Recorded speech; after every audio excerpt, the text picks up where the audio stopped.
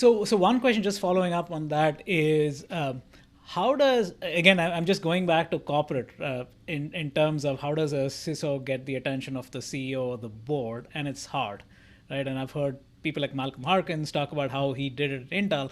And there's some, but from a K through 12 perspective, what are the unique challenges that a head of IT, head of security faces, especially now, right, where you're competing with hybrid school. I was reading the Wall Street Journal today. Chicago, the teachers have gone on strike, so they're going to open up. So there are so many different competing priorities in terms of keeping the school safe, mental health. I mean, how does a CISO even elevate the fact that, hey, we could be subject to blah, and therefore we need to make this assessment? So have you seen any best practices that you can share?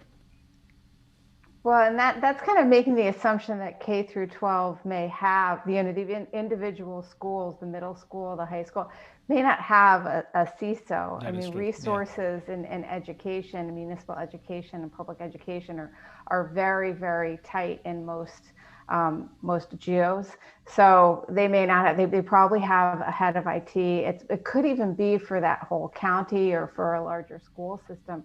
And right now they're challenged with exactly what happened in the corporate world, which is overnight everybody went home, but they don't have the kind of resources or technology that you see in corporate world. And also the students don't always necessarily have, they may not have their own laptops. I mean, there are some very lucky school systems that do have, every kid has an iPad and their families' homes all have high-speed internet. But in a lot of places in the United States, the students don't have access to any kind of bandwidth. And there have been some reports after the students had to homeschool of, in some places, the parents are driving them in the minivan to a parking lot where they can pick up Wi-Fi from a store, and then they're getting online there. So they're IT folks who are probably, as I said, they're not CISO, they're probably directors or IT leads. Mm-hmm. They are challenged by not only their own lack of resources, but right now also how they're going to support a student body that may not have the resources either. So yeah, just to add to what Diana said, that's the scenario she described is exactly what Maricopa County is facing. So we do have a county schools department within our overarching county organization that we're responsible for a number of different county-driven supported schools. They don't have a dedicated ISO or anything of that sort. So me and my team act as that extension. So that's 100% right. And we're working on that digital divide issue that's so prevalent and has been so, that's had a light shine on it ever since the pandemic hit. But, Ashwin, going back to your question, two things popped to mind. So number one, from a pure compliance perspective, we have to comply with FERPA, right? And so we do have some requirements along those lines that drive certain decisions as it relates to how those services are delivered and things of that sort. But to a certain degree, not to minimize the importance of FERPA, but its reputation is also the other thing. So I'd love to hear from others on the panel if they have some insight on this. But I suspect, being a government agency, we're super concerned about reputation. We don't want to be on the front page unless it's positive, right? So that's something that's hard, very high on our priority list. But then I would also imagine, especially for certain institutions who have a history of security incidents, breaches, that affects their bottom line. It may drive students to go elsewhere.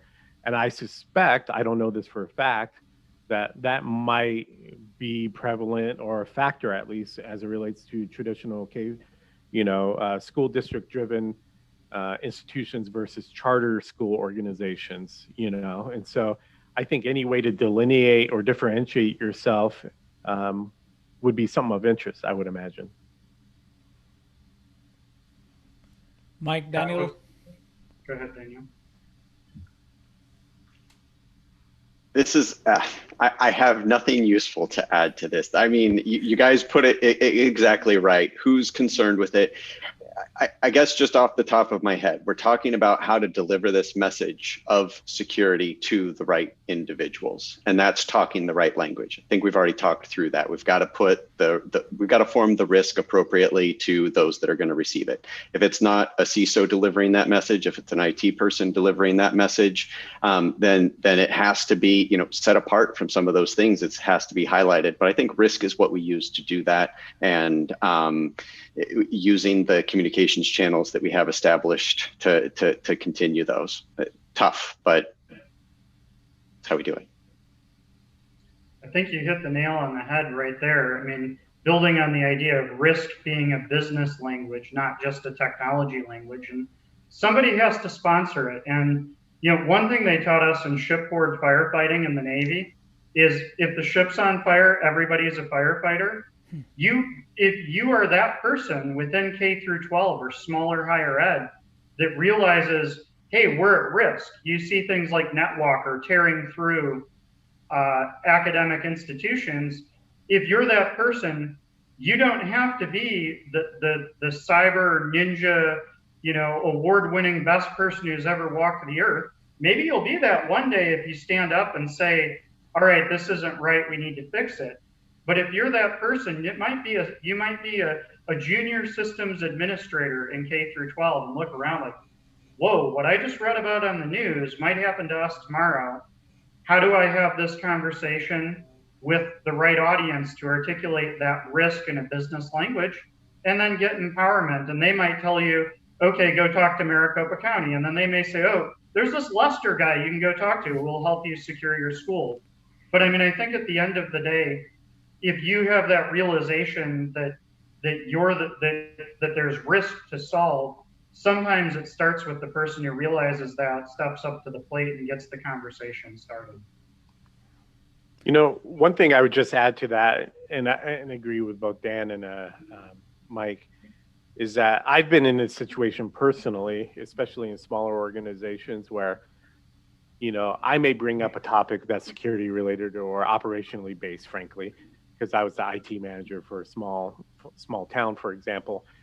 Sometimes it is, assuming you can swing it from a funding perspective, bringing in a third-party professional who's almost saying the same thing as you, but has the audience and has the letters behind them and their organization, it's almost worth it unto itself just to get the message across. Or, you know, Mike's point, you know, if a small community college needed to reinforce that message, you know, Mike might be the right person to approach their board or whatever the case is. So sometimes you have to try different tactics to get the same message across. But, you know, at the end of the day, that's all our jobs to make sure, whether it's us or somebody else, is we're getting the message across. Yeah, and you're exactly. I've actually been hired sometimes to be the person. The team that hires me, they know what the problems are. They just feel sometimes having somebody from outside coming in and explaining it can be. And yeah, however the board or the executives or the leaders, however they're going to listen, understand that. And then yeah, if it takes somebody from outside coming in, great. If it's just giving them, sometimes it's like data or proof. Sometimes it's living through it. If you do a tabletop exercise with a team, it's surprising how many eyes get opened. So there are a lot of different paths for success.